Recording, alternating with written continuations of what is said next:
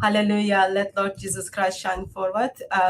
Good morning, good afternoon, good evening, wherever you are joining us. Welcome to another live stream with DCCI Ministries. It is very late in England. It's almost like past my beauty time sleep. But it doesn't look like Anthony Rogers needs beauty time sleep because it's like late afternoon or early evening. In US, early evening. I'm still in US. It's early evening. Wherever Anthony is, over there, early evening too. Correct? Yep. It is 6 p.m. I'm on the East Coast. Peace of Christ be with you, brother. How are you doing? And also with you, I'm doing great. What have you been doing since I saw you last week or week before? Oh, far too many things. Juggling, far too many things. All good things. I like to juggle, but I've been preparing several things for my own channel, particularly on Psalm 22 as a messianic prophecy. So far, I've gone through a couple episodes just looking at how Christians have understood it in history.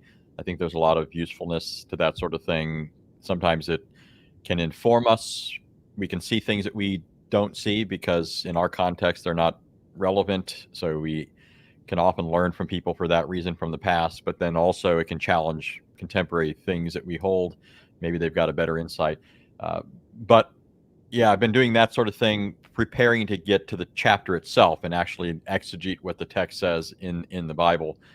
And that for apologetic reasons, of course, but also because it has a lot of information of theological value, of practical value for Christians. So that I've also been doing some stuff with David. One thing I did recently is actually somewhat relevant to what we're going to talk about today. I appeared with David to address the claim that Islam's doctrine of God is clear. Because, as you know, Daniel Hakikachu and Jake the Muslim metaphysician both had an interchange with Rashid and Robert Spencer. And there were a lot of things that took place in that. And one of the things that took place was the claim that Islam's view of God is clear. So I did a show with David talking about that. And I've also been reading this book because this is written by a Shia Muslim. And providentially, Is this that the is, one? It's very expensive one. They yeah, this keep. is, yeah, well, this is the one I bought at that Shia bookstore with you.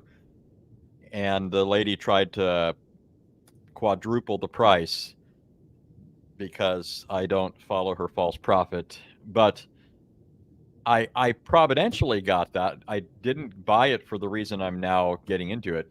What happened is, since I did the show with David talking about Islam's doctrine of God, in particular the Salafi view, which I think is most consistent with at least Sunni sources, having done that with David, Khalil Andani, who actually debated Jake at one point, he saw it. He's a Shia Muslim, and Um, Ismaili, I believe. it's my nights, yeah. Yeah, so he expressed an interest in having a conversation with me, and then Cameron Bertuzzi reached out to me, interested in hosting it. So there's a good possibility we're going to have some sort of dialogue. I don't yet know the exact title or topic, but it's in this area of Tawheed and what do the sources teach and that sort of thing. Probably get ready, prepare to defend the Islamic sources. Yeah. Yeah. I know as an Ismaili, he doesn't hold to all the same sources as, those who would advocate Bukhari and Muslim and so forth. But I have heard some of his stuff, and I know that, well, first of all, in my view, this is what the Quran says. So the errors of Salafism are only enhanced by the Hadith. I don't think they're limited to the Hadith. Allah having eyes or anatomical features is a thing that's found in the Quran, not just the Hadith. And besides that, though, there are Hadith that are even accepted by Shia Muslims that overlap on this. Of course, he'll try and give them the metaphorical spin or interpretation, and that's the rub, really. But it's great opportunity to compare Allah versus our triune God. At the Yeah. end, doesn't matter what sect of Islam they are following, that sect is taking them to hell. Only through trial God they have that salvation. So tonight, I knew that Quran is well detailed, well explained, clear book. And you were in, was it in California? You suddenly brought into our attention those magical Arabic words, and no one know what it means. And even when it says this is well detailed, well explained, clear book, you pointed out actually that wasn't the case. So I just thought I'll have you, and then you tell us what is the problem with the mother of the books. Mm-hmm. Yeah. So you want me to give it away right now, or you want me to lay out the problem? Lay out the easier. So we are not Einstein, so you need to break down for us so we understand that we can use with our Muslim friends. Yeah. So as you know, and really anybody engaging the Dawagandists, they think their book is clear. And that's the kind of thing you'd expect to be true of the Quran if it is inimitable, right? So Muslims claim that the Quran is inimitable. It is so great, it soars above the literary production of any creature. No angel, no jinn, not all of them together, not the best of mankind. No one could produce a book like this. And if that's the claim, and that's its chief claim, right? When Muhammad tried to argue for the truth of the Quran, it wasn't, here's this miracle attesting to its truthfulness, that it comes from Allah. The claim was that it's inimitable, right? You can't produce a surah like it. So involved in that would have to be this idea of its clarity. If it's not clear, then how's it going to stand forth to us as this grand book that surpasses everything else? If it's not clear, well, I can point you to clear books, whether they're right or wrong. And so the Quran would fall short of those books. So one of the things that would have to be true of it is it would have to be clear. It also claims to be guidance, right? In fact, just the idea of revelation, to reveal something means to disclose it. A revelation is an unveiling. So something that is unclear or unknown is in revelation being disclosed. It's being made known. And so if the Quran claims to be revelation, if it claims to be guidance, if it claims to be inimitable, then involved in that would have to be the idea that the Quran is clear. And the fact is that the Quran claims to be clear, doesn't it? It claims to be clear throughout. And so I don't know if you want to put my slides on the screen, but, or I could just read these, but yeah. So before I give you some of these passages, this is a quotation from Ali Dashti. He's a Iranian journalist from last century. I don't even know if he's still alive, but he wrote a book, very dangerous thing to do in his day, right? He was Iranian, and he's criticizing Islam, the Quran, Muhammad, the mullahs, the imams, and so forth. And in his book, 23 Years, subtitled A Study of the Prophetic Career of Muhammad, he said, Muhammad saw the Quran as the warrant for his prophethood. So that's the point I was just making. It's inimitable.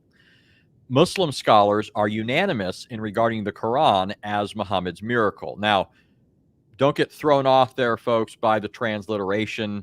There's no standard way that you have to transliterate Arabic words. And even though there's no standard way, there are some that we're more used to, I think. But this one's pretty bizarre, I think. Quran is spelt oddly. But anyways, it's just the choice of the translator here. There's been much debate, however, on the question whether the Quran is miraculous in respect of its eloquence or of its subject matter, or of both. So is the Quran eloquent or inimitable, superlatively great in terms of its content because it sets forth the exact truth about Allah and things related to him? Or is it inimitable because of the way it presents these things, the language, the style, and so forth? Well, as he goes on to say, in general, the Muslim scholars consider it to be miraculous in both respects. This opinion clearly stems from zealous faith rather than impartial study.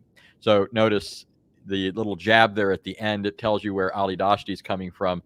He says that this is more a matter of faith than it is something that's empirically or objectively verifiable.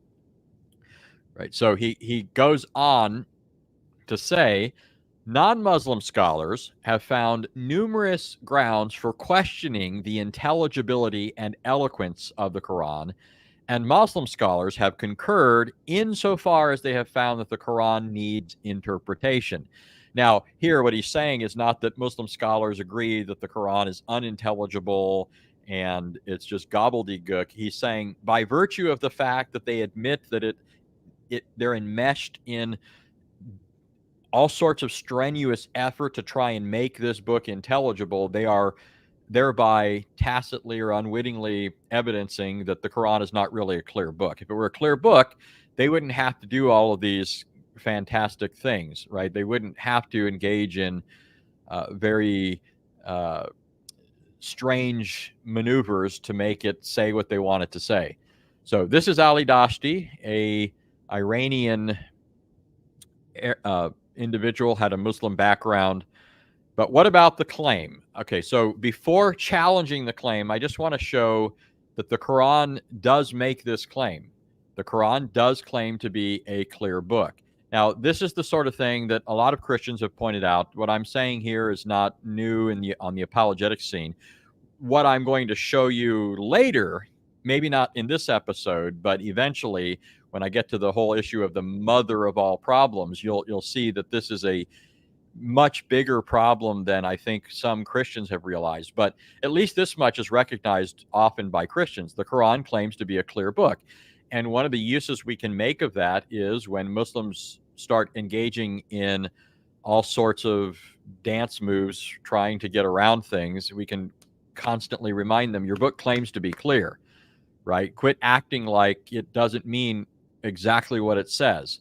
When the Quran says off with their heads, that's what it means. You don't have to, engage in a bunch of hocus pocus or verbal legerdemain, trying to make it say something it doesn't clearly say. It claims to be a clear book. And if you have to do all of these things to try and make it say something different, then you're refuting it even while trying to defend it, right? So that's one use that we can make of the claim that the Quran is a clear book. But there's also the fact that if the Quran is clear and then it turns out not to be clear, well, that's a devastating refutation. It's an internal contradiction in the Quran, right? Remember what Muhammad says at one point in the Quran? He says, if this was not from Allah, then you'd find in it much contradictions. Well, if the Quran claims to be clear and it turns out that it's not clear, well, that's a contradiction. So there's a second use that Christians can make of this claim. But let's look at this claim just to see that it's what the Quran itself claims. Okay. Yes. Can I jump in? Yeah. So I don't think it will be. I think it will be surprising if the expectations of Muslims and even non-Muslims that Quran is like that. So you kind of think about it. Allah from eternity beginning to time of Muhammad have this book in his hand, in his heavenly tablets. So he had like more than enough time to make it in the language 7th century people could understand, as well as 21st century people could understand. At the end, Allah's supposed to be perfect and self-sufficient, all that junk. So he had more than enough time to make his book clear. He had more than enough time to give us the essential details. So I think we are not asking like how you cut your nail, but we would expect, if it is well detailed, that Allah gives us more than 40 Arabic words on the death of Jesus, what happened to him. So it shouldn't, like, I'm not surprised that humanity is expecting last revelation of Allah to be clear, well detailed, well explained. Is that like bad assumption? No. I just, obviously, as an eternal being, there shouldn't be any time between the production of the Quran and its delivery to Muhammad.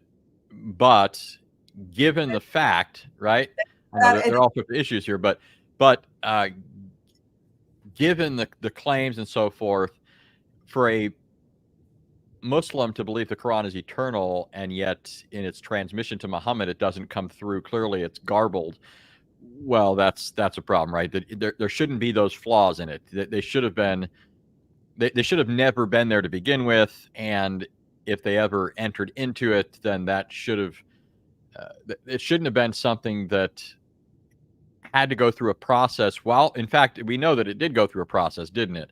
Even as Muhammad was promulgating it, he had to retract things. He had to add things to clarify. There are.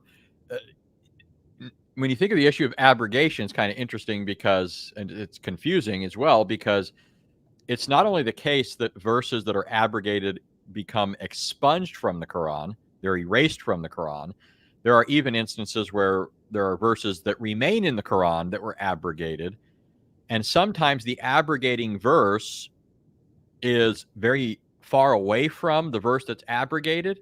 So you also have to know the order in which these things were revealed to know what's later, and that's not stated in the Quran. But in some cases, the abrogating verse comes right after the verse that's abrogated. And so you've got this verse from a later time period being added to a verse from an earlier time period. Why didn't Allah get this all straight before he gave Muhammad the book, right? And why, we've talked about this before, it always amazes me how Allah doesn't seem to correct these mistakes until the Jews first correct Muhammad, right? There are a number of examples where Allah gives a new revelation correcting something, but it's not until Muhammad finds out that there's a problem, and he doesn't find out there's a problem until the Jews point it out, right? So a classic example would be the issue of... That's why we need one another to remind us, and then remind Allah. So it's like good. Yeah. So the example I was thinking of is how Allah in the Quran swears by created things, right? He swears by the sun, he swears by the moon, he swears by the pen, which, by the way, he created. It's the first thing he supposedly created. And this pen is what was responsible for writing things. You'd think that between himself and the pen, they could have worked out any of these unclear things. But anyway, so he swears by these things, and there's a long list of things that Allah swears by. He swears by the book, he swears by the star, he swears by Muhammad's soul, right? And yet the Jews come along to Muhammad on one occasion, and they tell him he's guilty of shirk because his followers are swearing by created things. And then suddenly, after that, not all suddenly, but after that, Allah sends down a revelation correcting this, and then Muhammad forbids his followers from swearing by created things because it's shirk. So point is, why was Allah giving forth a revelation that needed to be corrected later? And this is just one of many astounding examples, but yeah, he's got a lot of time on his hands, right? So what gives? You think you get it clear, not just get it right. Such a strange thing, but yeah, as I don't think we should expect less. We should expect word of Allah to be clear, well detailed, and well explained, since this is the last revelation to humanity. That's what all he's gonna say, and then stop from then. And I think you are gonna point to us, no, it's not that simple. No, yeah. So I'm definitely going to challenge the claim. But first, I want people to see just how rich and full the claim is. I don't mean rich in like a good sense. Rich and the Quran shouldn't go together. The Quran is an impoverished, poor book. But rich in the sense of plentiful. There are many, many, many statements in the Quran that it's a clear book. And one of the things it makes me think of is, you ever had a person who seems to have a guilty conscience and they can't help but constantly try to defend themselves, right? So, for example, if somebody is always characterized by evil speech, they're constantly tearing people down and speaking nasty about them. Well, that person will constantly try and defend their actions, right? Whereas a person who's doing what they know is right doesn't have to constantly try and defend himself.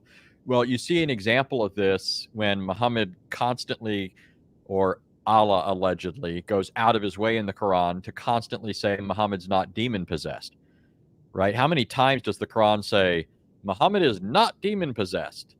Did I tell you Muhammad's not demon possessed? By the way, Muhammad is not demon possessed. And in case you forgot, Muhammad's not possessed. He's not a madman. He's not a sorcerer, and so forth. It reminds one of the Shakespeare play where the response is given, methinks the lady doth protest too much, meaning by protesting so much, you're showing that maybe there's some truth to this, and that you've got this perceived need to go out of your way and try and say it's not so. Well, it's almost as if Muhammad knows that the Quran is not a clear book. He knows that it's garbage, and so he wants to kind of drill it in. And this is a well-known propaganda technique. People that are manipulators will tell you that one of the ways they do this is they constantly repeat things, right? They'll try and, now, I mean, again, in this case, it's not that there's never a place for repetition or anything like that, but it's a tool that can be used to manipulate. And so when I read these statements in the Quran and I see that there's so many of them, and that he was making this claim from the beginning of his prophetic career, quote unquote, false prophetic career, but claiming to be a prophet from the beginning until his death, almost, just a little bit before his death, there's something that we have to talk about, but probably won't get to today. But for the most part, he was claiming that the Quran was clear ever since he claimed to be a prophet. So here's the first verse that I want to use on this. It's Surah 11:1. It says Alif Lam Ra, of course, letters of the Arabic alphabet. It says, this is a book whose verses are well perfected and then fully explained. It is from one who is all wise, all aware. Now, you probably recognize the translator here. What do you know what Quran that is? I know you know this Quran because we've talked about it before, but I'm using the translator's name, but he actually has a name for his Quran. Do you remember which one it is? Clear Quran? Yeah, the Clear Quran. Yep. So Mustafa Khattab, he famously is known for translating the Quran because he thought that other English translations were inadequate. For example, he said that one day he was riding in a cab and this cabbie found out he was a Muslim and said, I could never be a Muslim because the Quran says that non-Muslims are worse than animals or something like that. And so Mustafa Khattab says, once I heard that, I knew that I had to translate the Quran because these other translations get it wrong. And so, first of all, plenty of translations don't render it animals. It's the worst of all creatures, right? So there was no need for him to produce a new Quran just for that reason. But it's not any more helpful to translate it the worst of all creatures than the worse than animals, because if you're the worst of all creatures, it means you're worse than an animal, right? Or it means animals are the worst of all creatures and you're an animal. So, it's not really helpful. The Quran, you can't really, it doesn't matter what you do, trying to help the Quran out, unless you just completely throw it away and rewrite it, it's always going to be, a bad book, right? Anyways, so Mustafa Khattab, this is his translation in the Clear Quran.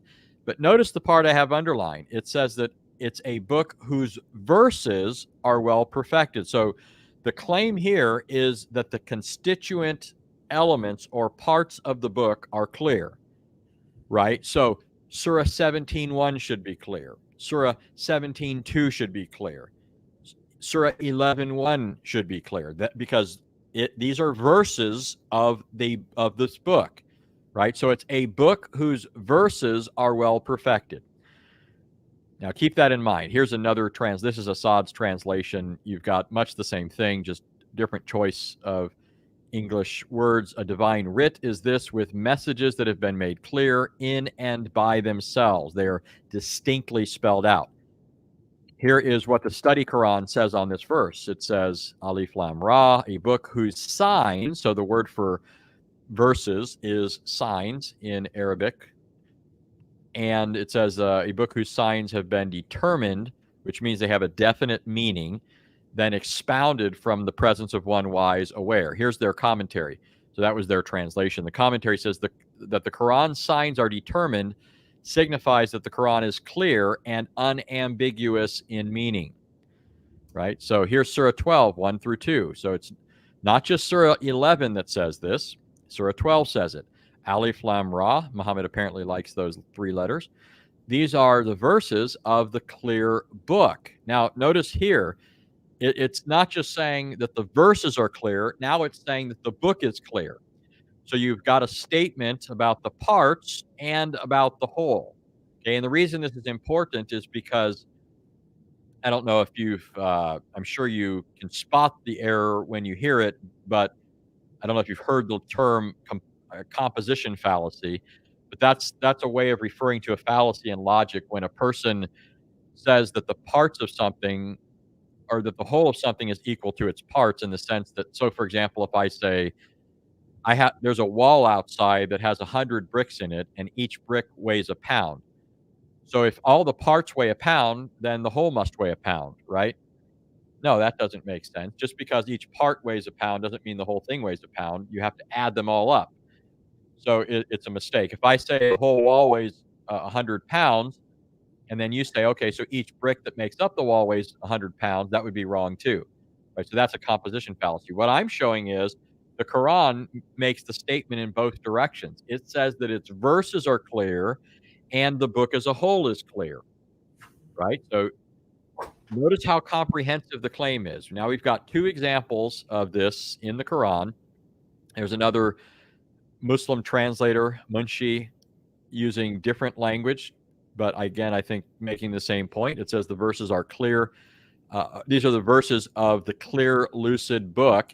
And notice it makes the point that I was making before. Surely we have revealed this Quran in Arabic so that you may understand, right? In order for the Quran to be guidance, in order for the Quran to be revelation, in order for it to function this way, it has to be clear. If it's not clear, then what good is it in the end? It ends up being a non-starter. It's like somebody shooting the gun to start a race and the person tripping out of the starting gate. If the Quran is not clear, it doesn't get us anywhere. It could be anything that Allah claims it is or Muhammad claims it is, but it would be worthless to us if it's not clear. And the Quran is claiming to be clear so that we may understand. So here's Surah 15, Alif Lam Ra. Now this translator doesn't spell out or alliterate the sound of the Arabic letters. I'm used to Greek more than Arabic, but that represents Alif Lam Ra. These are the ayats, so that's the Arabic word for signs or verses. These are the ayats of revelation of a Quran that makes things clear. Now notice this. The Quran is here being described not only as light, but as illuminating, right? It's not only clear, it is that which makes things clear. So it's like a flashlight, right? It's something that should lighten your path. The Bible makes this claim. The Bible makes good on the claim too, right? But the Quran is making a similar claim. It's claiming that it is clear in itself, and that clarity shines light on other things. So again, this is the sort of thing you'd expect. If it's going to be guidance, if it's going to be revelation, then it would have to be clear and clarifying. Another translation says it's a discourse clear in itself and clearly showing the truth. This is a Quran, a plain reading, and a revelation that explains itself.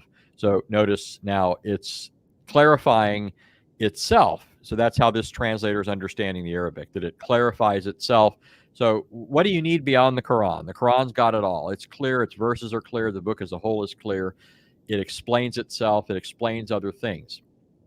Here's Surah 24:1. Are you starting to see this is something that Muhammad really wanted people to believe, right?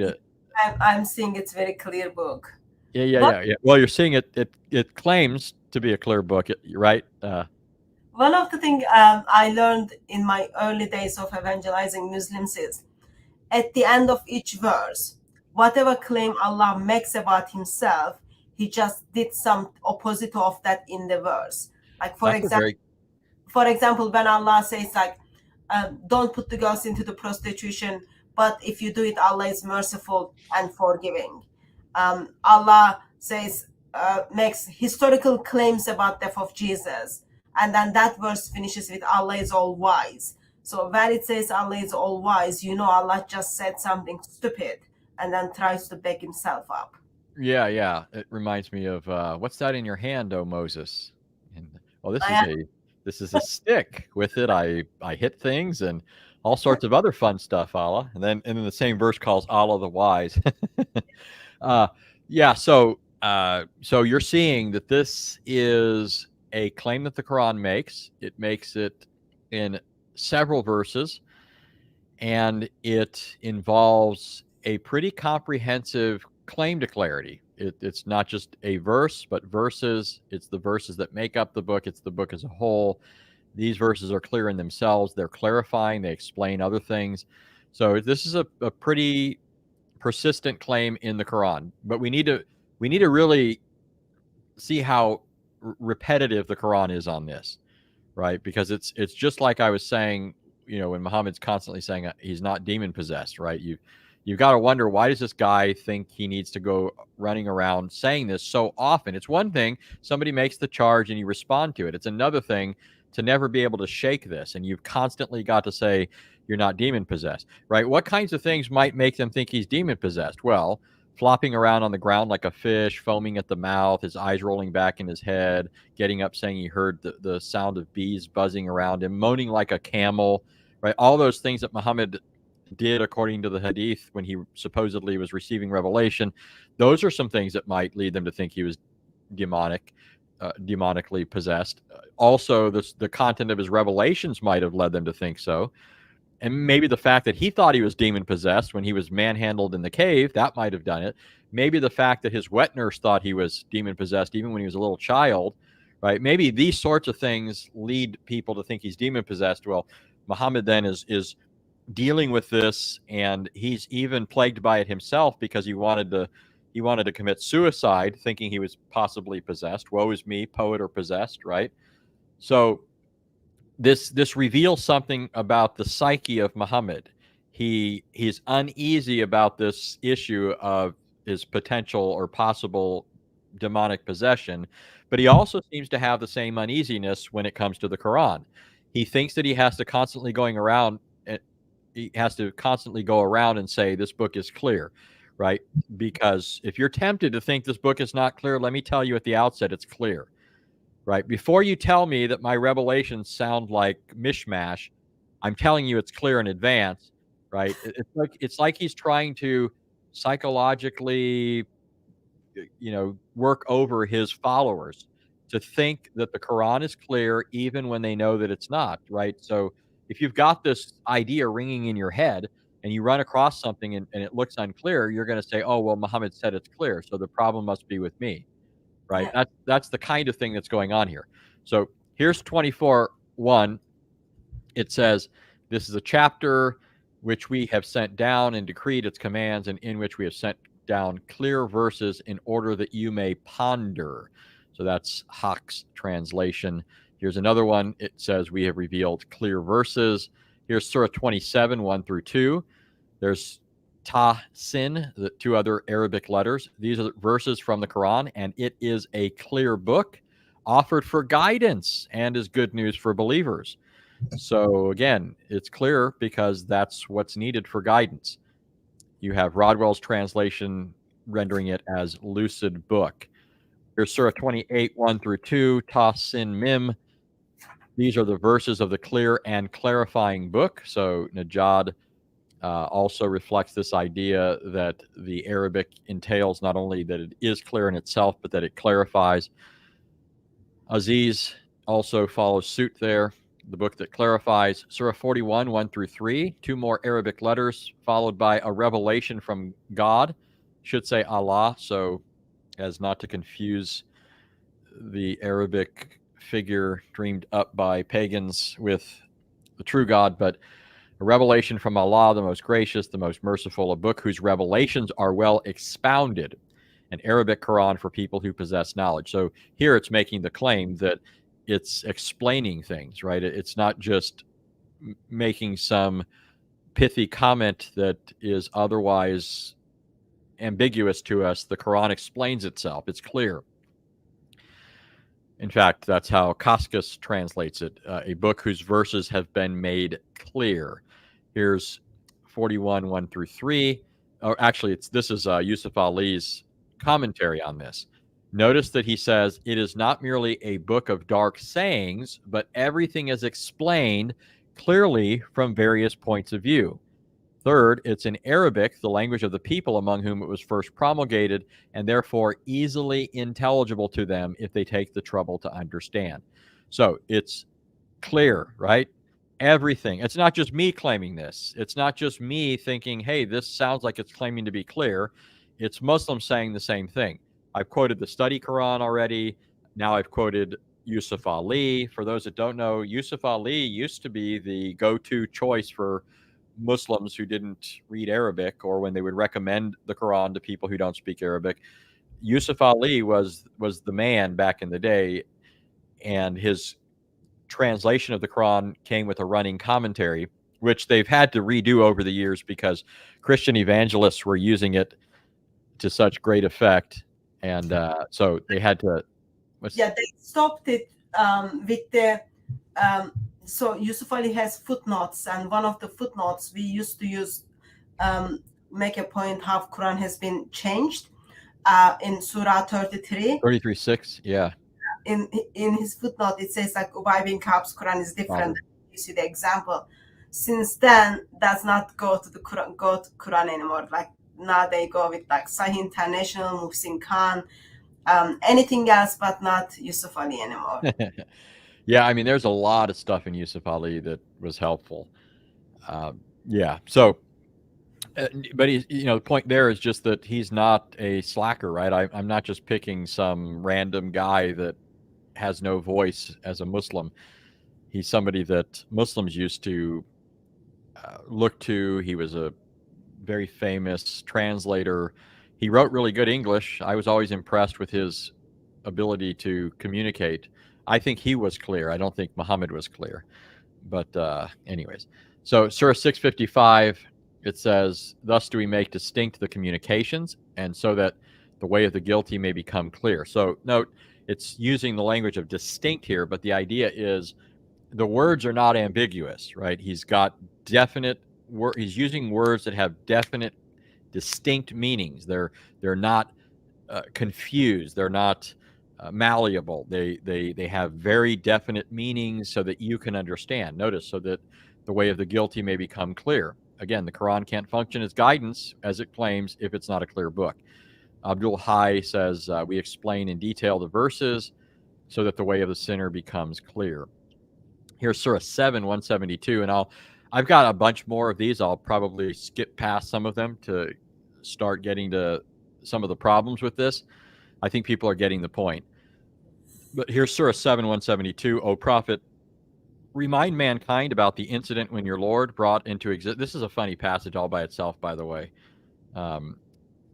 Remind mankind about the incident when your Lord brought into existence. Now, by the way, notice it says remind mankind.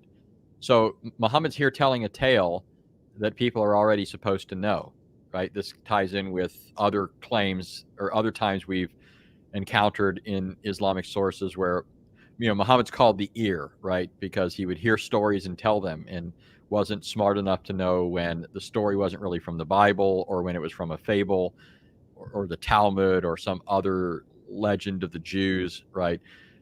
So anyways, he's saying, remind mankind about the incident. Why is Allah telling people stuff that they already know from, time immemorial? You'd think that if he's revealing something in an eternal book, he'd start revealing something to Muhammad that people didn't already know. Anyways, he's reminding mankind about the incident when your Lord brought into existence the offspring from the loins of Adam and his descendants, virtually each single individual of mankind, and made them testify about themselves. Now, if you're reading this is an example. I'm jumping the gun here a little bit. Actually, maybe I shouldn't. Maybe I shouldn't jump the gun. We'll come back to this. But the idea is that Allah has brought forth Adam's descendants and revealed himself to everybody. So everybody knows who Allah is. And just how he does that, I'll come back to. But he goes on to say, am I not your Lord? They all replied, yes, we bear witness that you are. This we did, lest you, mankind, should say on the day of resurrection, we were not aware of this fact, that you are our Lord, and that there will be a day of judgment, or lest you should say, our fathers started the practice of shirk, and we just followed, being their descendants. Will you then destroy us on account of following the sin committed by those wrongdoers? Thus do we spell out our revelations so that you might return to the right way. So Allah is saying, you knew the right way from the beginning. You can't just claim that your fathers led you astray. And I'm in this Quran reminding you and revealing these things to you, spelling them out clearly so that you have no excuse. Right? So that's the basic claim here. Okay, so many more verses that I could quote. As you can see, they're flashing on the screen. Here's all the verses that I just read to you, and the verses, or excuse me, here's all the verses in the Quran that say it's a clear book. Here are the verses that I just read to you, or that I just quickly flashed on the screen there. So if you thought that that was a little repetitive, imagine if I went through all of these verses. Okay, I only scratched, I think I only went through like a third of the statements in the Quran claiming that it's a clear book. So this is very clearly a claim that the Quran makes, right? But now, I don't think it's a clear book, or I wouldn't be doing this, right?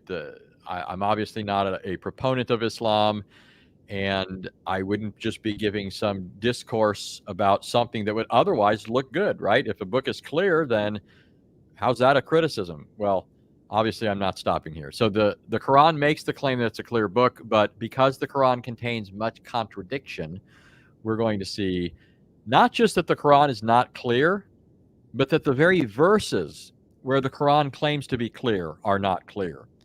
There is in them a great deal of ambiguity, right? And again, I want to remind people, especially those that are coming in later, what I'm saying right now is very useful, but it's not necessarily something new, but this is a setup for something I'm going to probably talk about on a subsequent episode with Hatun that is utterly devastating to Islam.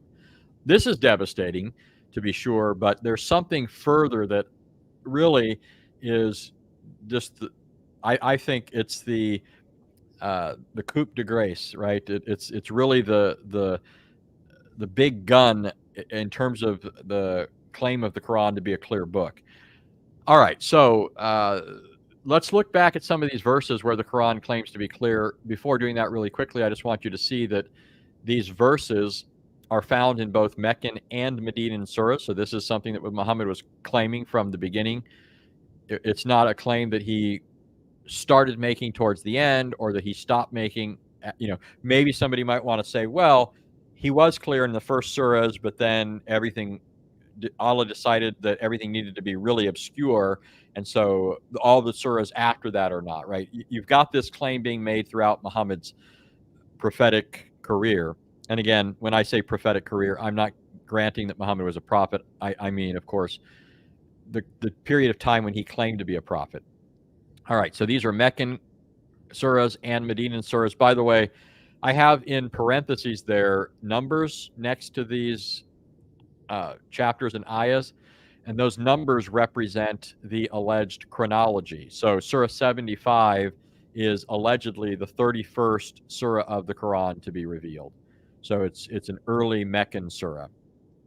38 is actually the 38th surah allegedly revealed. Surah 7 is the 39th surah to be revealed. So here you see these are Meccan surahs and Medinan surahs, and you see something of where they fall out in the chronology. All right. Let's see here. All right, here's everybody's favorite, Yasser Qadi. Yasser Qadi, the ultra-crepidarian himself. Here's Yasser Qadi telling you what I've just told you, because we need We need to hear it from Yasser Qadi too. Yasser, this is Yasser Qadi's book on Ulul al-Quran, which refers to the sciences of the Quran. So things related to its interpretation and that sort of thing, the occasion of revelation, everything related to the disciplines involved in knowing the Quran. That's what his book is about. Now, there's many books written on this in Arabic. However, in English, there's only a handful. And as far as I know, Yasser Qadi's is probably the foremost among those in English. So if anybody's interested in this topic, his book is the book to get. But what's interesting, as we know now, in the book, he presents the standard narrative, right, about the Quran's transmission, how it was perfectly preserved. He does that sort of thing in the book. But he tells us in his attempt to climb out of the hole he dug with Muhammad Hijab, he tells us that he's always known that this is not true, but in the book he gives the standard narrative, right? So he wrote this book knowing that some of the things he was saying in it just weren't true. Well, let me show you one of the things he's got to know just isn't true.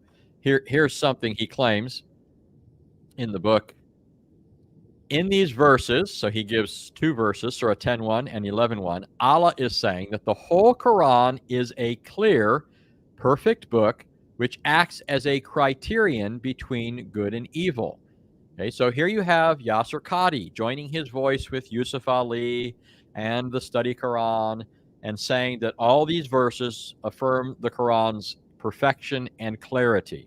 That's why it can function as a criterion, a way of ferreting out that which is true from that which is false. Okay, so the whole Quran is clear. All right, what are some problems with this? Let's look at Surah 11:1. That's the surah we started off with. Notice, first of all, and I'm sure you guys noticed them, but perhaps you didn't even think about it at the time, but notice the first three letters, Alif, Lam, Ra. Here's the Study Quran. Look at the bold part. This is the footnote in the Study Quran. It says that the Quran signs are determined signifies that the Quran is clear and unambiguous in meaning. Now notice just before this, right before claiming that the Quran is clear, it says the Arabic letters Alif, Lam, Ra are among the separated letters found at the beginning of 29 surahs, whose ultimate meaning, most commentators attest, is known only to God. So now let me ask Hatun, and I know this is a softball question. If these verses, or the meaning of at least this part of the verse, is known only to Allah, is that what we mean by clear? If we say something is clear but nobody can understand it except God, is that clear? Well, I think so, because it's been mentioned like in 29 surahs, clear after clear, only Allah knows.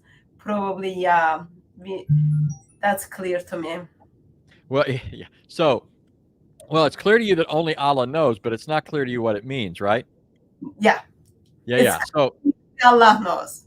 Yeah. So notice, I mean, this is a verse that's claiming that the Quran is exhaustively clear and detailed and all the rest, or it's part of that overall claim. And at the very beginning of the surah, you have these nonsense letters that tell us nothing. Okay, they are meaningless to us. They're just sounds. All right, but it gets worse. But here's what Yusuf Ali says. Certain surahs have certain initials prefixed to them, which are called the abbreviated letters. A number of conjectures have been made as to their meaning. Opinions are divided as to the exact meaning of each particular letter or combination of letters, and it's agreed that only Allah knows their exact meaning. Now, remember how the Quran constantly tries to upbraid Jews and Christians for having differences among them, and sometimes even puts them down as having conjectural ideas, conjectural notions. Remember Surah 4:157, which is supposed to sweep away all the historical evidence for the crucifixion of Jesus, says that those who claim that Jesus was crucified and killed and so forth, they have nothing but conjecture, right? The Quran lays this at the feet of Jews and Christians. And it claims that it dispels the ambiguity that otherwise fogs our mind. That's Muhammad's charge against Jews and Christians. Well, here's Yusuf Ali admitting, at least with respect to these letters, in these verses that claim to be clear, of the book that claims to be clear, they're admitting these verses are to us unintelligible. We do not know what they mean. Only Allah knows what they mean, right? Huge problem, I think. But notice also that he says a number of conjectures. Opinions are divided. It's not just one opinion over another. In fact, let's go back to Yasser Qadi for a moment. I know that people aren't going to be able to read this, but if you can count that, I can't tell how big it is on your screen. I have 12 red circles. Okay, what this represents are 12 different interpretation of the meaning of the different letters that precede certain verses of the Quran. 12 different interpretations, or really conjectures, opinions, guesses, the sort of thing the Quran accuses Jews and Christians of, but here Muslims are admitting is true of Allah's absolutely clear book. 12 suggestions. By the way, the whole discussion of this in Yasser Qadi's book tells us that these aren't the only suggestions. These are just the most common ones that he's decided to give in his book. So Mr. Holes in the Narrative is pointing out to us another hole in the Quran, not just a hole in the claim that it was transmitted perfectly, but a hole in the claim that the Quran is exhaustively clear. Right? Now, that's just for starters. Notice that Surah 11:1 says, it is from the one who is all wise, all aware. Now, I know nobody stumbled when they heard that and thought, oh, that's a problem, right? Everybody heard that and thought, that's the sort of thing you'd expect Allah to say, right? This is the book of Tawheed, isn't it? Allah repudiates shirk throughout the Quran, no association of partners with him. He is alone. He has no mate, right? Surah 42:11, often misused by Muslims to argue that Allah is unique in the sense that his attributes or qualities are unlike any other thing. But all Surah 42:11 is saying is Allah doesn't have a counterpart, right? Allah doesn't have a spouse.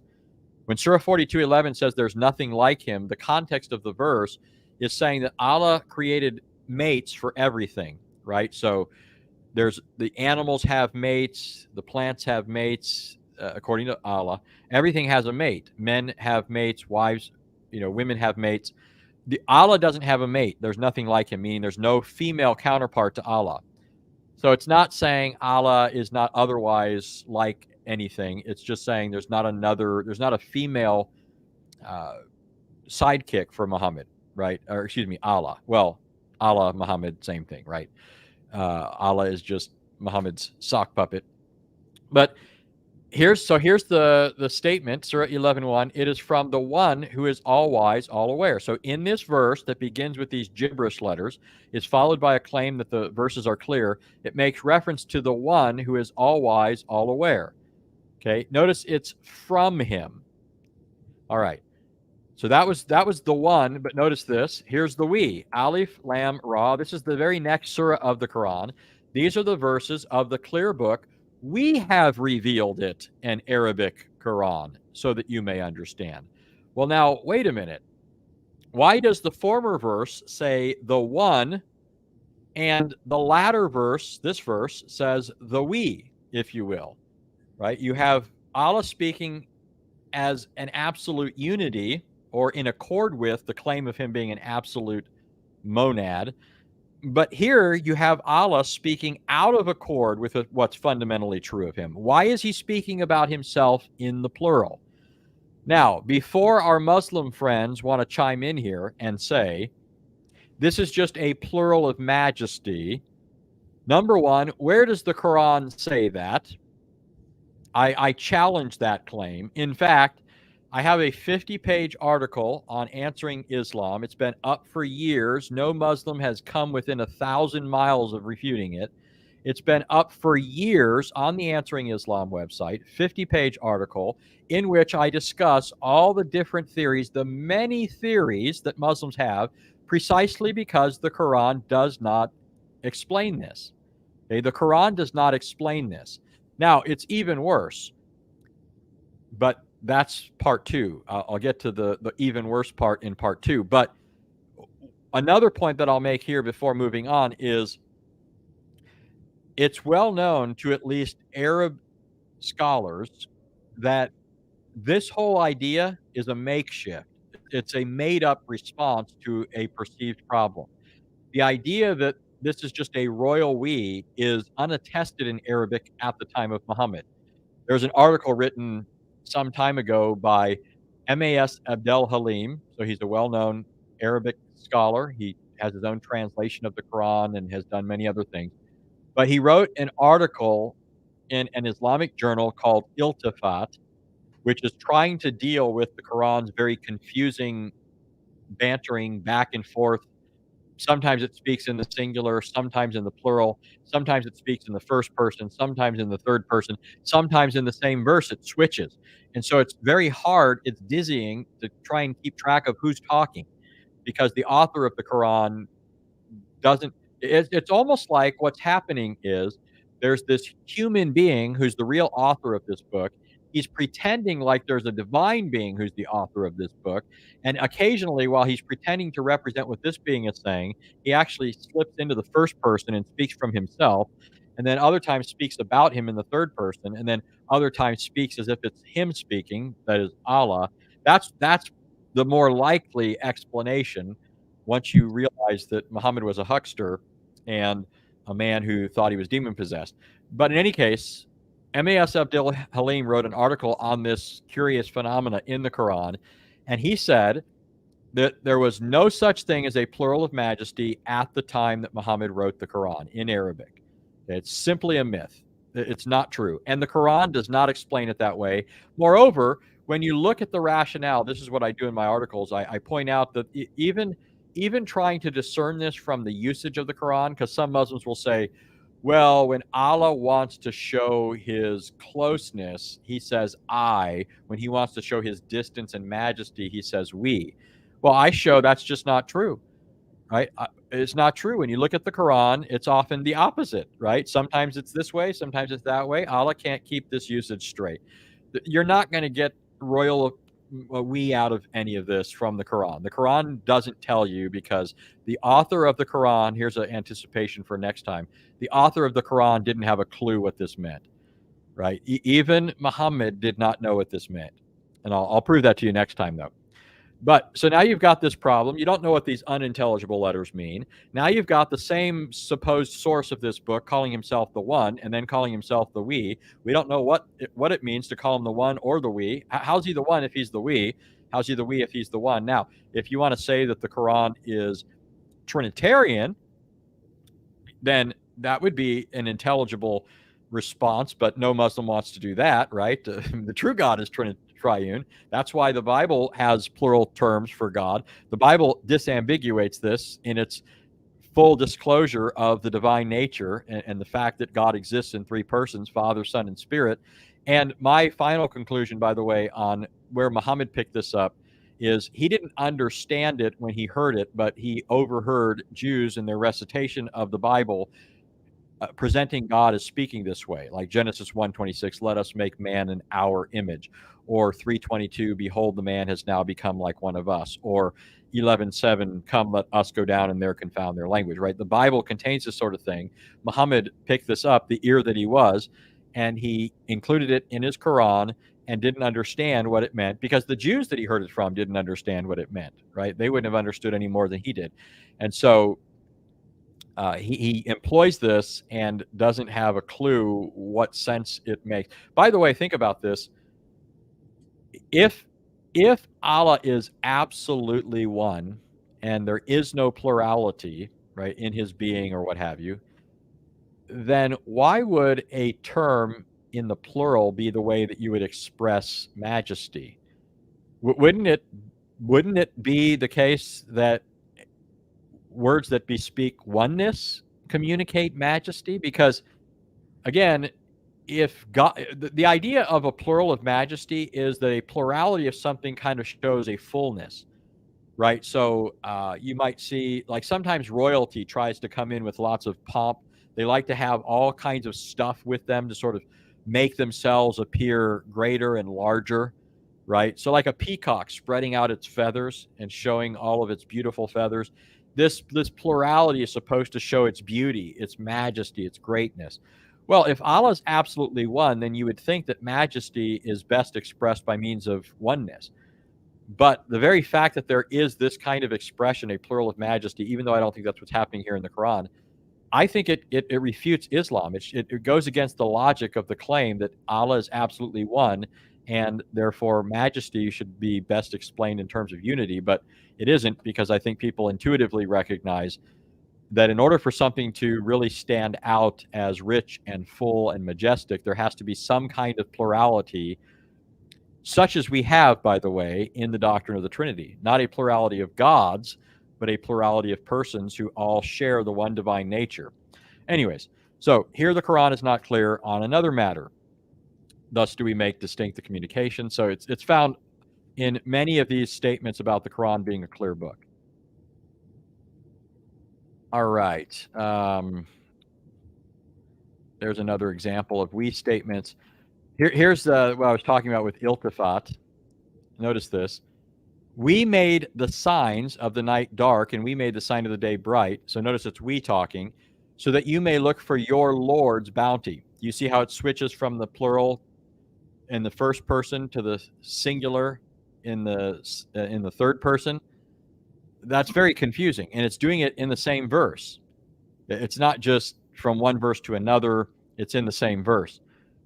All right, so you have this sort of problem in many passages of the Quran. All right, let me go back to this one, in fact, because I don't have it on the slides reflected here, but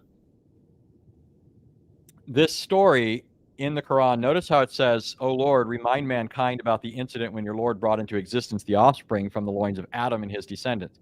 Now, I'll bet dollars to donuts that people who are hearing that for the first time, who haven't heard the tafsir of this verse, who haven't heard the commentaries or the explanations of Muslims, have no idea what I'm about to say. Now, if you've heard all this, then you know it. But my point here is, apart from these additional sources explaining this to you, it would be unclear.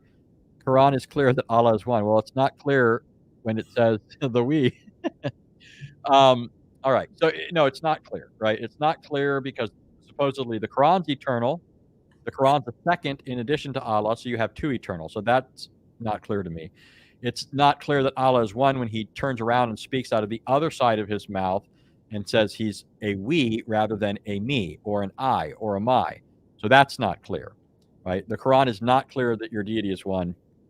The only thing that's clear is that Allah claims that he speaks clearly and isn't even consistent enough to maintain that claim in the same breath as he's making the statement. All right, so here, notice this one. So I was saying that if you just read this, you might puzzle over exactly what's going on here, but you probably don't realize how this is understood by Muslims. According to the tafsirs and the hadiths and so forth, what's happening, according to this verse, is Allah created Adam, and then he took his right hand. Now, again, our Muslim friend, inshallah, here said that Allah is one. That's clear. But if he has a hand, then he has parts, and something that has parts is not absolutely one. So there's another reason to say that's not true. But Allah took his right hand, and he stroked Adam's back, and he brought out of Adam all of the descendants that were going to be born to him in the future. Okay, that's how the hadiths and the tafsirs explain this. Allah stroked Adam's back. He gave him the first back rub in history. He stroked Adam's back. He brought out of him all of his descendants. Now, some of you are putting two and two together here. You realize if Allah is, the idea is that the semen is still in the loins of Adam. And so Allah is bringing people out so that they can testify to him as the true God, so that when he puts them back into Adam and then they're eventually born, they can't say in the future, we didn't know that you're the only God.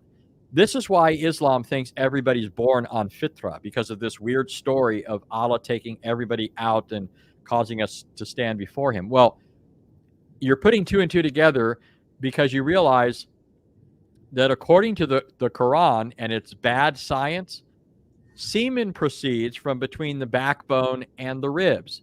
That's why Allah is stroking Adam's back, because Allah has very bad understanding of anatomy and all the rest, right? So here's my point. Would you have gotten that from the verse if I hadn't told you that, or you hadn't read that in Islamic commentaries or heard it from a Muslim? I suspect nobody would have, come up with that. Yeah, but if we say no, then we are saying book is not very clear. Yeah, that's my point, right? So again, it's not clear, right? So we don't know what these letters mean. We don't know why Allah speaks as one, then speaks as many. We don't know why he goes back and forth, speaking in the singular and plural in the same verse, or speaking in the first person and third person, same verse. We don't know what this verse means according to the Hadith, because we wouldn't have come to that understanding apart from the Hadith.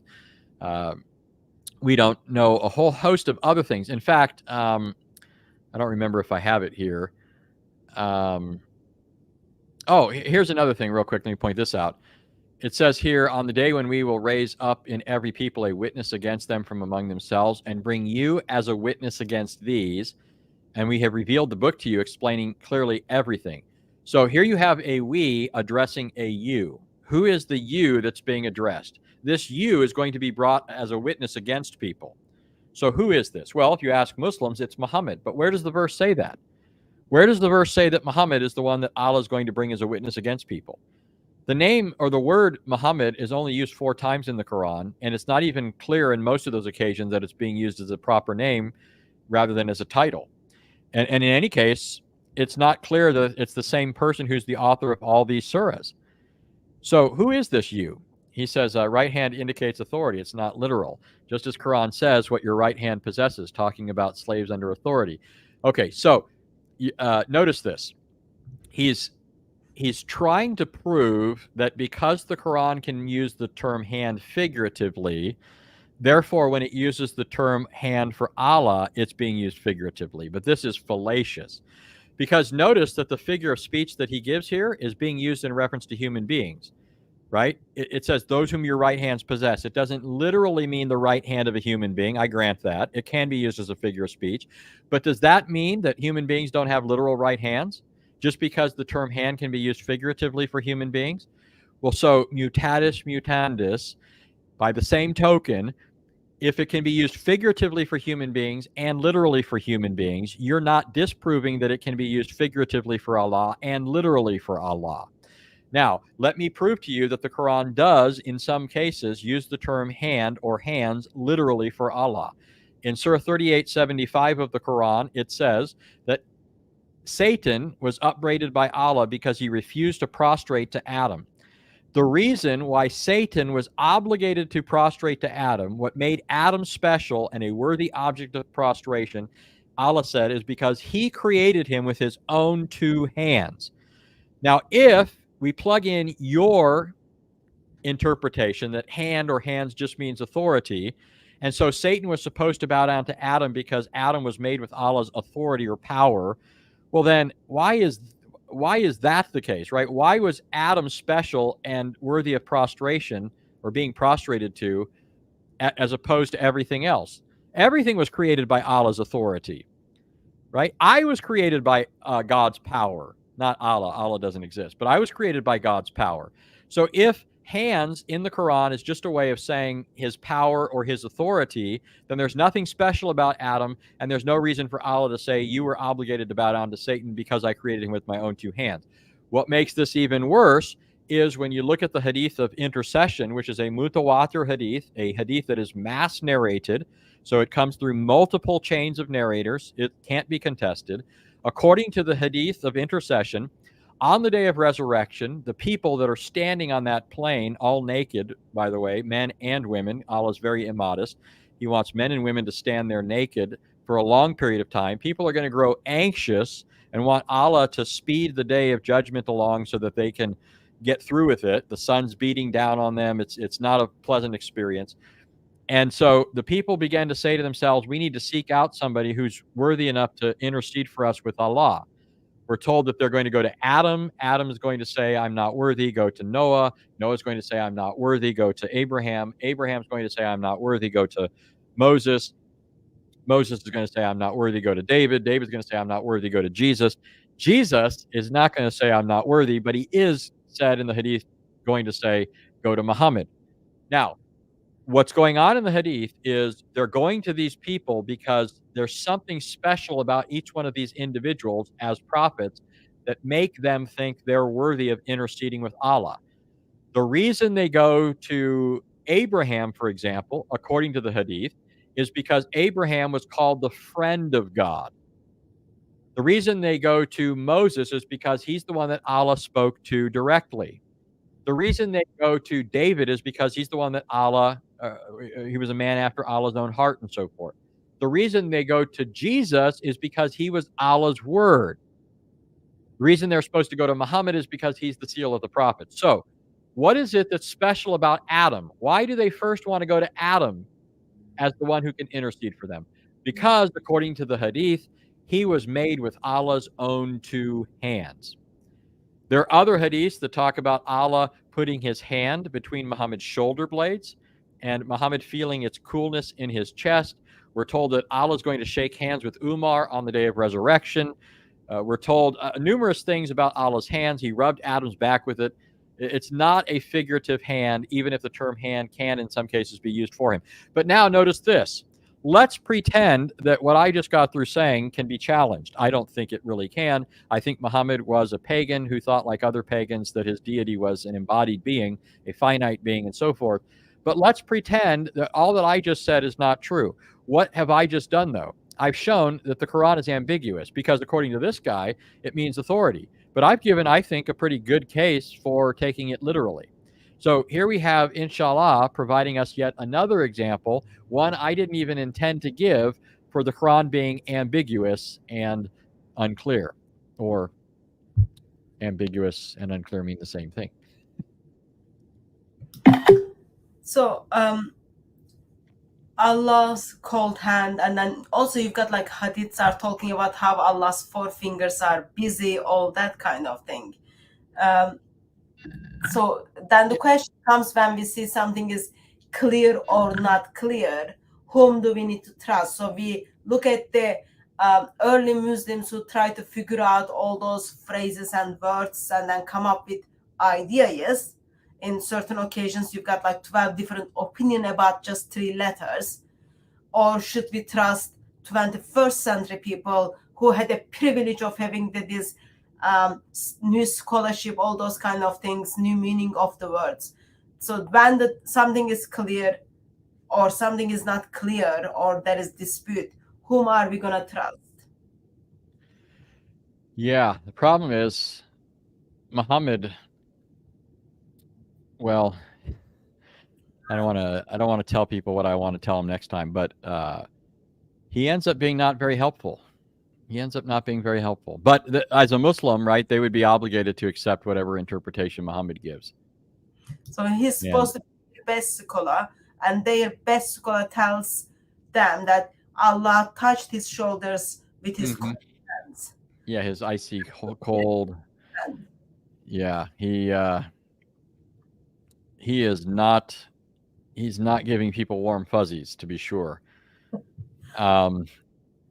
Yeah, I mean, there's so many other hadiths on the whole issue of Allah's anatomy, even just his hands. Like there's a hadith where it talks about Moses blaming Adam for getting them kicked out of the garden, even though he was made with Allah's 2 hands.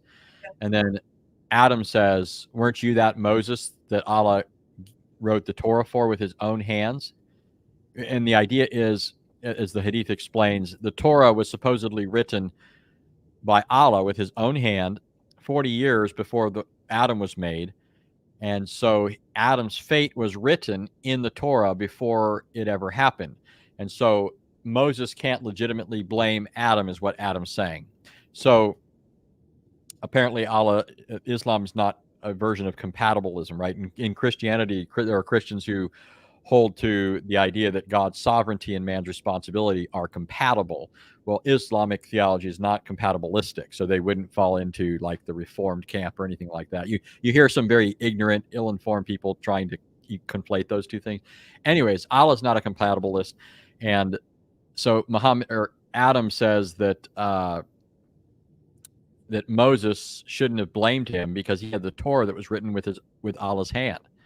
Allah wrote the Torah for Moses with his hand. There's various statements in certain Islamic sources where it says things like Allah was kicking back against a rock while he wrote the 10 Commandments for Moses, and you could hear the screech of the quill, right? So as he's writing with this implement, you could hear it. You know, Allah's over there. It's like the Flintstones, right?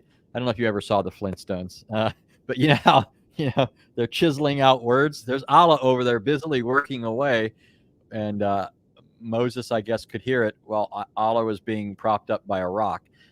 There's statements where it says that Allah created only 4 things with his own hand. The pen, apparently that pen he was using to write with for the 10 Commandments. He created Adam with his own hands. He planted the trees of the Garden of Eden with his hands. And he wrote the Torah with his own hands. So you can't just make this figurative, right? Adam was supposedly special because Allah made him with his own 2 hands. But in any case, I mean, that kind of, goes off a little bit further than what we were focused on, which is the question of the Quran's clarity. There have been many Muslims in history who have believed just what I said, and plenty who have disagreed. And they're not just fringe individuals, wild-eyed individuals. These are people that are committed to these sources. And so what gives? If they're so miraculously clear, exhaustively detailed, Allah expounds everything, the verses are clear, the book is clear, why is it that Allah seems to have spoken in a way that produced so much confusion, especially when he was claiming in this book to be getting past the problem that was true for Christians and Jews. We are the ones supposedly subject to conjecture. By the way, I'm not sure if I have something more on here. Oh, no, I don't. So what I was, take that off here. All right. What? So what I heard from you is you brought, I think there was over 40 verses, expresses how Quran is clear book. Even the verses are clear, and through Quran, you will see everything is clear. Even like, look at that theology, how they stole from Christianity. So you will see everything is clear. But we just looked at 3 letters, 12 different opinions about these letters, and then at the end, it is clear to us that Allah knows best. Oh, sorry, meaning of those things only known to Allah. That's the only clear thing. Yeah.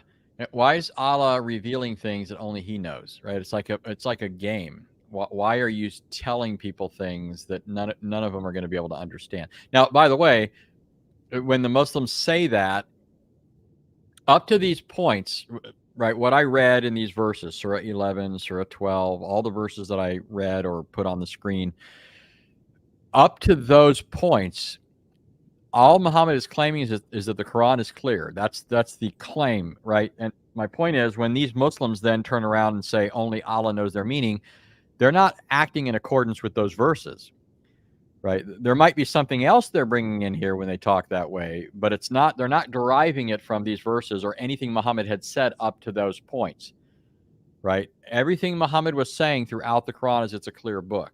And so you would think, here's what I would think. If I believe this book was really from God, and this verse tells me that it's clear, and I read these letters and I don't understand them, I would think there's something wrong with me, because Allah says they're clear, right? So if I don't understand them, then there's something wrong with me. And if there's not something wrong with me, then Allah's a liar, or Allah's ignorant. He spoke falsely. He doesn't understand what it means to call something clear, or he doesn't understand that we don't understand what he's saying. I mean, there's something wrong here, right? But if you're a believer, if you're a Muslim, and you submit to these things, then you have to conclude that the problem's with you. You don't conclude only Allah knows their meaning, because Allah told you that these are clear verses, right? But isn't Allah going to say, well, you don't understand because your heart is not clean? Yeah, well, that's part of what he would say, because that's just how he is. And that's a possibility. There's an option, right? In terms of, I think people sometimes misunderstand things because they have bad motives, but it's not all that Allah claims. He claims the verses are clear and everybody understands them and that sort of thing. They're clear and they're clarifying. They're light in themselves and they illuminate, right? So he can't just blame it on me. And the other problem is what we're really going to look at next time, where Allah doesn't just say that it's unclear to certain people that have bad hearts. It's unclear to people because he's the only one that gets it, right? He gave people a book that in the end wasn't really ever intended to be known for the most part by anyone but him. So it's almost like Allah was entertaining himself or something. I don't know. Even though when you were showing Yasser Kadir's book on, like, as he is expressing this 12 different meaning, most of individuals in that list are early Muslims. So it was like so clear. It was just so clear. Early Muslims were like fighting about certain verses to make sense of it. That's just mind to me. Like they seem to assume that it has an intelligible meaning, right? So they seem to be working under the assumption that it should be clear because it's part of Allah's book. So yeah, what's the point of that? And then Muslims are supposed to memorize this, right? And why are you expending this effort to? I forget what all the combinations are, but there's a number of different letters and letter combinations that are used at the beginning of certain surahs. So you have Alif Lam Ra, you have Ta Sin, you have Ta Sin Mim, right? There's all these different combinations, and you're supposed to memorize this for what? It doesn't mean anything. Why is it part of Allah's eternal book? Why has there been this waste of paper and ink? It's so clear you need a scholar to understand. Yeah. No, actually, not only you need a scholar to understand, you need to take their classes. Yeah. Oh yeah. We could. No problem, Aki. No problem. He goes, I don't have a problem talking with advanced students about these things. You and I can talk behind the scenes. The old Yasser Qadi missed it by that much trick. Yeah, this is another thing, that because the Quran claims to be clear the way that it does, as strenuously as it does, then it should be the case that you don't need a scholar. But all Muslims will insist that you need a scholar. And since they insist you need a scholar, they're giving the lie to Allah's claim in the Quran that it's indeed the worst of living creatures in the sight of Allah are the deaf and dumb who do not use reason. like you just a moment ago giving us a fallacious inference from the fact that because a verse can use a word figuratively, therefore anytime it's used for Allah it must be figurative. That's fallacious. It's an erroneous conclusion. So since you're saying the worst of living creatures in the sight of Allah are the deaf, dumb, and those who don't use reason, and since I just showed that you didn't use reason, then you must be deaf, dumb, and the worst of living creatures in the sight of your own deity. And it's the same. Allah kind of have problem when people ask questions who wants to use their reasoning. And there was a video of a Muslim missionary who was saying, like, why are you using your akal? Use your nakal. Like, you don't your reasoning, you just need to believe what it has been said to you. Oh yeah. I have a video where I have a bunch of those quotes. I did it a long time ago for David. What was it called? Muhammad? No, maybe Muhammad's Believe It or No. That's the name of Maury's little cartoon book. Anyways, it was a video where I have these guys running around saying, "You don't need your brain." You don't use your brain to reject what Muhammad says. If you do, you're not supposed to use your brain for that. You can use your brain to receive what he says, but you can't use it to reject what he says. Otherwise, you should throw your brain away. Private classes. I thought I had it here, but no, I don't have it. Yeah, I have statements to that effect from Abu Musab, Abu Usama. Number of Muslims will say that you just kind of have to park your brain when you're listening to Allah. Did you see the clip on this Muslim I forget his name, the Muslim guy. Aladdin is here. Lots of people use those. Oh, he calls you his old friend. We've had a few conversations and then he disappeared. France, never give up on France. That's basic. So I cut you off. What were you going to say? I'm just trying to remember the name of this guy. He's the guy who was making fun of how God has body parts. Allah has body parts. Oh yeah, Mufti Abu Layth. Yeah. Did you see his clip? He's talking about like if you we accept Islam because we're born into Muslim family. Otherwise, like no one would accept Islam. Actually, let me see if I can play this. I haven't seen that one, but there's another one where he said he thinks that Salafis are going to stop believing their thing. He says because I think they're starting to hear the words that are coming out of their mouth, and they're saying, "Did I just say that? Gosh, that was stupid." Let me see if this can be heard. Let me play. Honest, wallahi, let's be honest for a moment. We would not accept Islam if we were not born Muslim. Let's be honest. Like if I wasn't born Muslim, if I wasn't born in a Muslim family, that's what I mean by Islam. It's kind of hard to hear it. Sorry. But he's saying like, let's be honest. If we are not born into a Muslim family, we would never accept Islam. Yeah. So he he's like Shabir Ali. I know David just did a video on the issue of fables in the Quran because he had I didn't watch it yet, but he had contacted me the other night because he was wondering if I had any handy clips from Mufti Abu Layth, and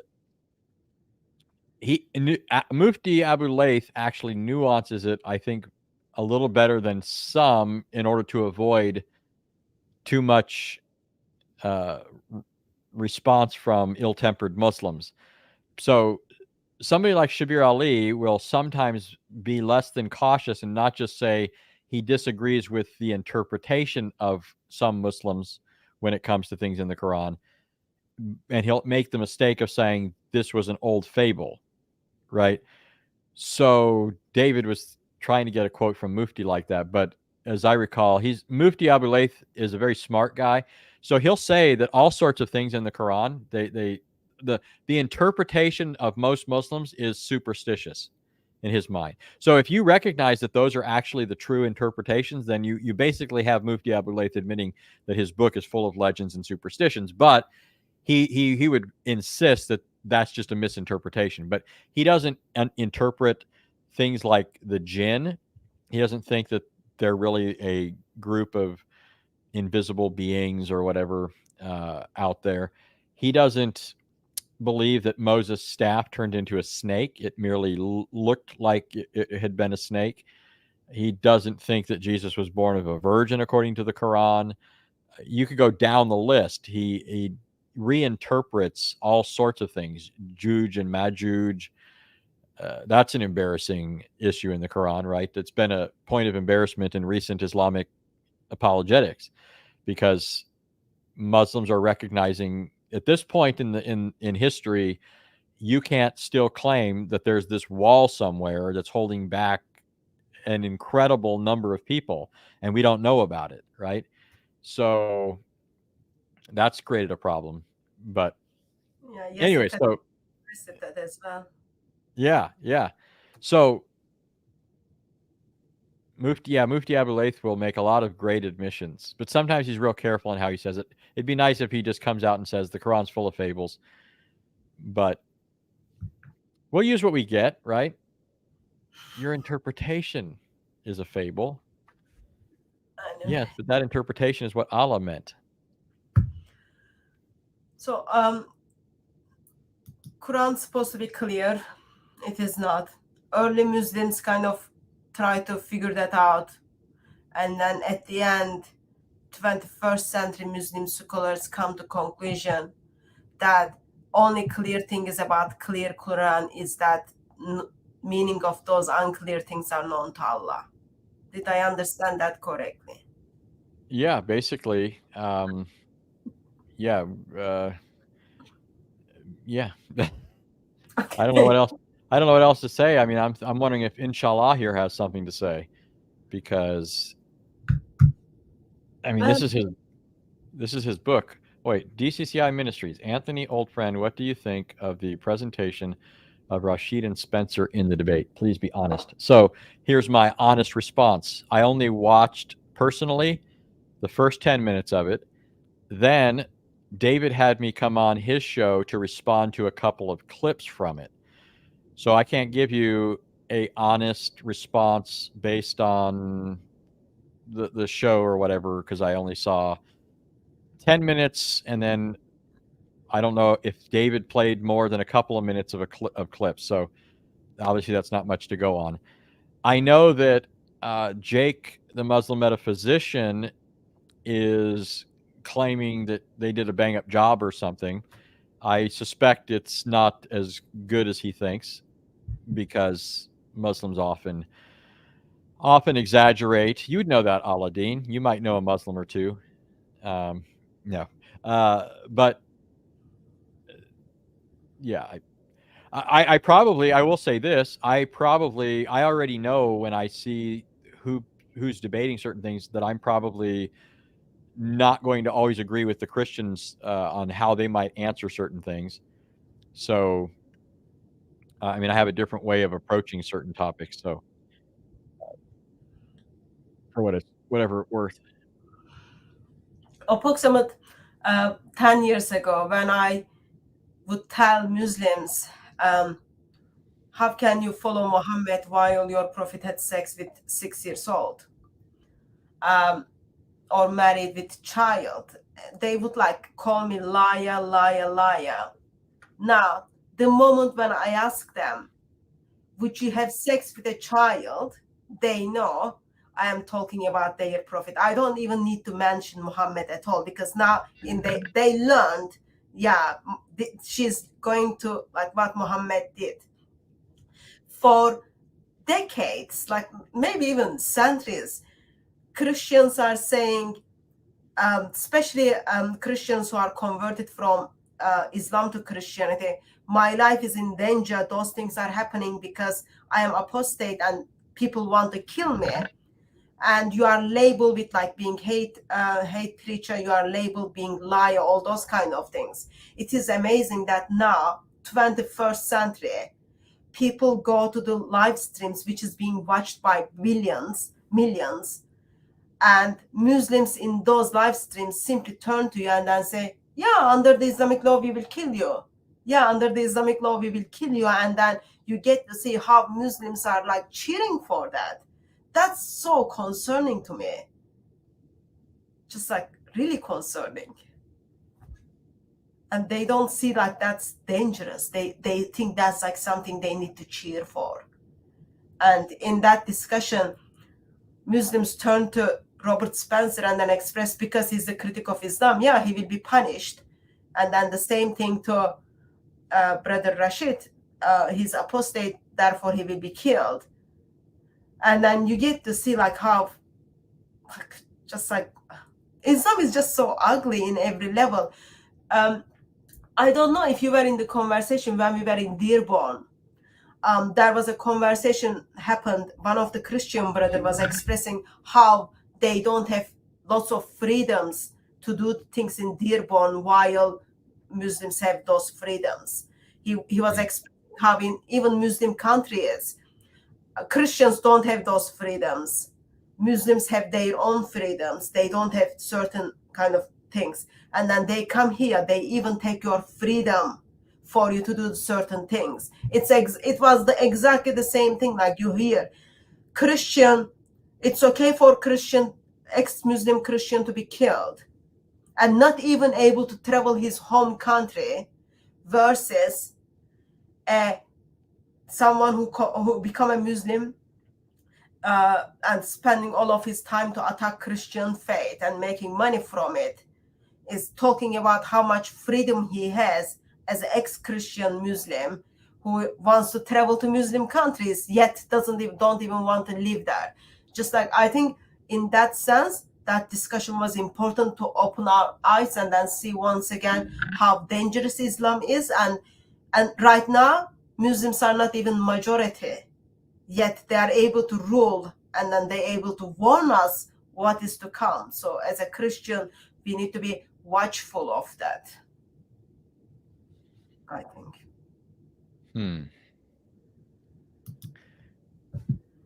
So I find that's like very disturbing to just sit down and then hear a stream which is being watched, over 10,000 people in that time was watching, and then here a Muslim turns to your brother and then says, oh, we will kill you because you critique Islam, we will kill you because you are apostate. Just disturbing, I think. Yeah, I'm also looking at the chat because I see that some of the conversation obviously was about the Bible and things that it says about war, killing, violence, that sort of thing. And I can imagine probably how certain people responded to it.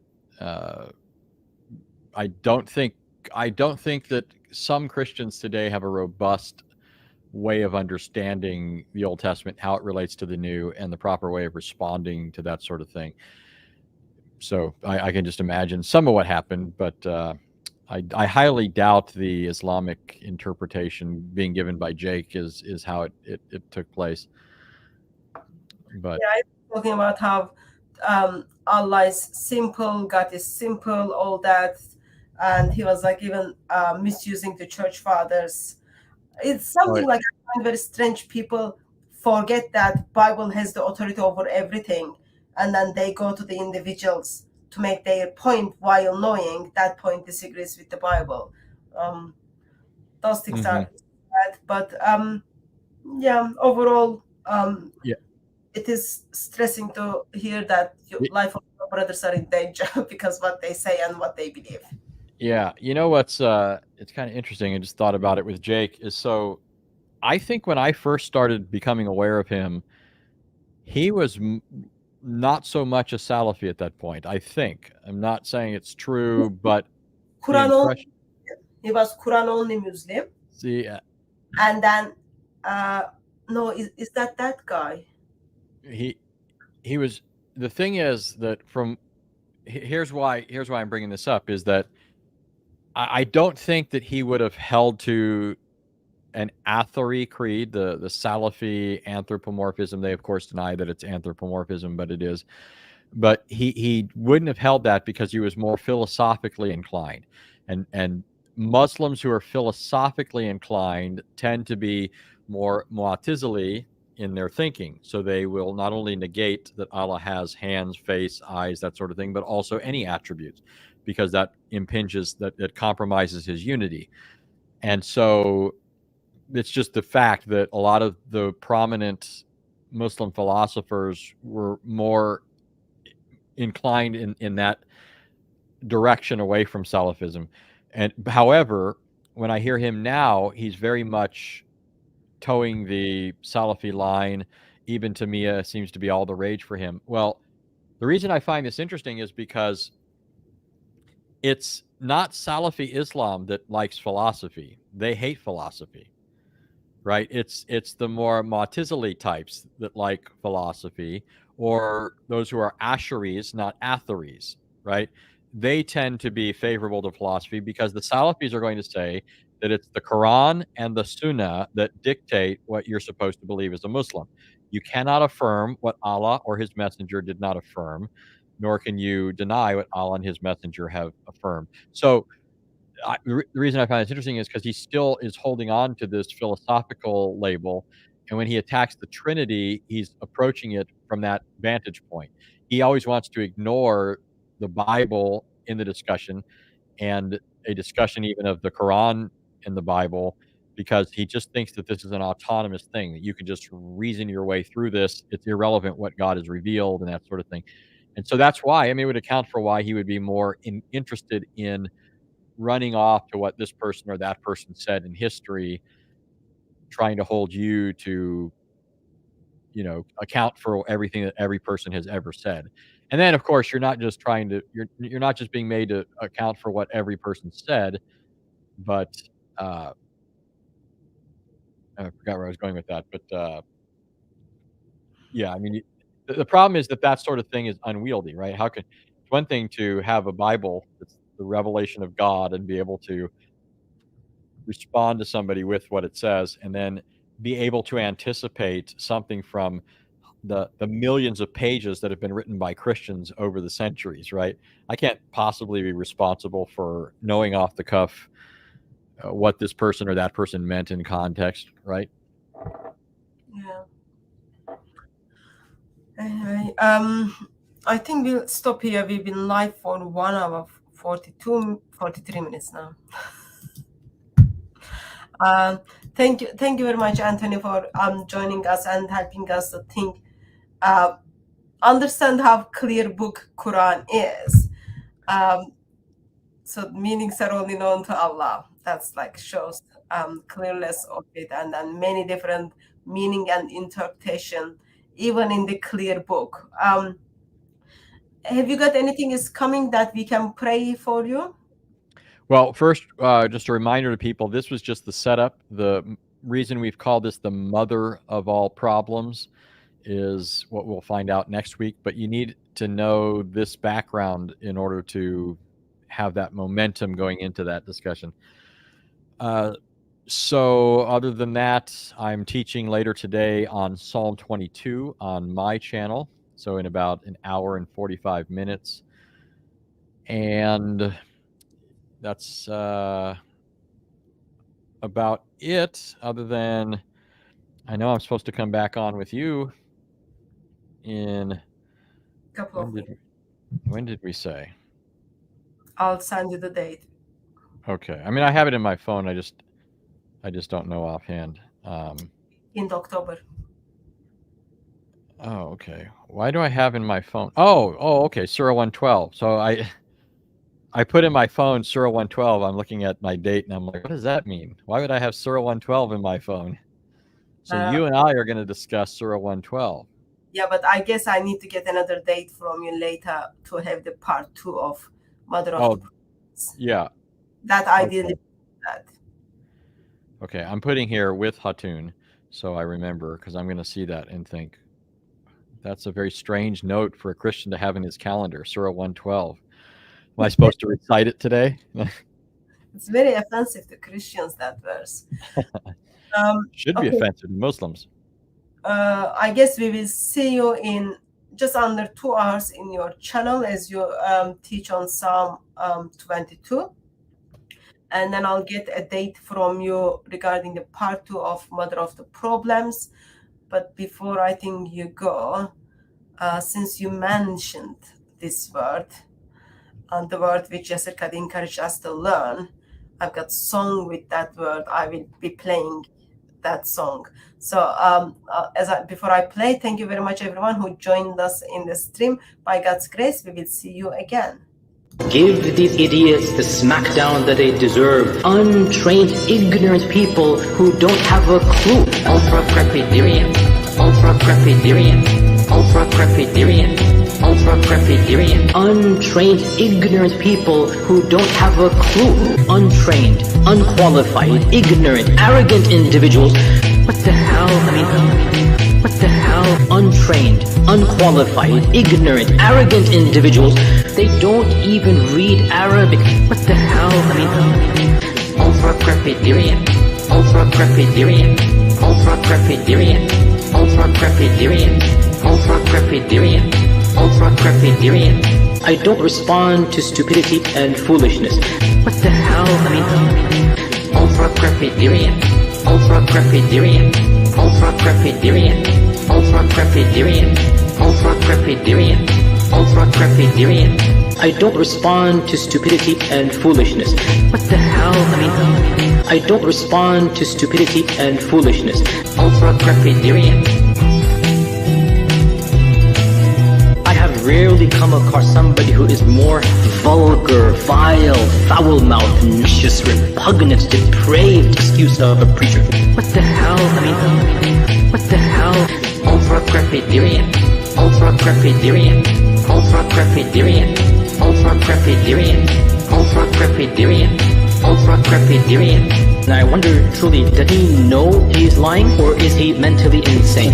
Ultra-crepidarian. Ultra-crepidarian. Untrained, ignorant people who don't have a clue. Ultra-crepidarian.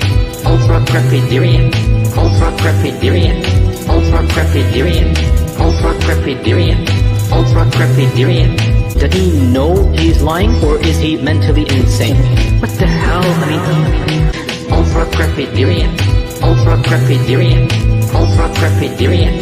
Ultra-crepidarian. Ultra-crepidarian. Ultra-crepidarian. Sometimes, yes, ignorance is bliss. And I wonder, truly, does he know he's lying, or is he mentally insane?